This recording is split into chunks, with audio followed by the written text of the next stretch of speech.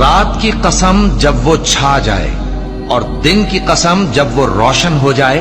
اور اس ذات کی قسم جس نے نر اور مادہ پیدا کیے کہ تم لوگوں کی کوشش طرح طرح کی ہے۔ سو جس نے اللہ کے رستے میں مال دیا اور پرہیزگاری کی اور بہترین بات یعنی کلمہ توحید کو سچ جانا، تو اس کو ہم آسان طریقے کی توفیق دیں گے، اور جس نے بخل کیا اور بے پرواہ بنا رہا اور بہترین بات کو جھوٹ سمجھا، تو ہم اسے رفتہ رفتہ سختی میں پہنچا دیں گے، اور جب وہ دوزخ کے گڑھے میں گرے گا تو اس کا مال اس کے کچھ بھی کام نہ آئے گا۔ یقیناً راہ دکھا دینا ہمارا ذمہ ہے، اور بے شک آخرت اور دنیا ہماری ہی ملکیت ہے۔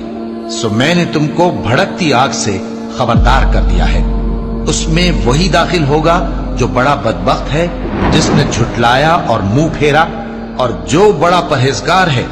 وہ اس سے بچا لیا جائے گا۔ وہ جو اپنا مال دیتا ہے تاکہ پاک ہو، اور اس لیے نہیں دیتا کہ اس پر کسی کا احسان ہے جس کا بدلہ اتارا جائے، بلکہ اپنے رب اعلیٰ کی رضامندی حاصل کرنے کے لیے دیتا ہے، اور وہ ان قریب خوش ہو جائے گا۔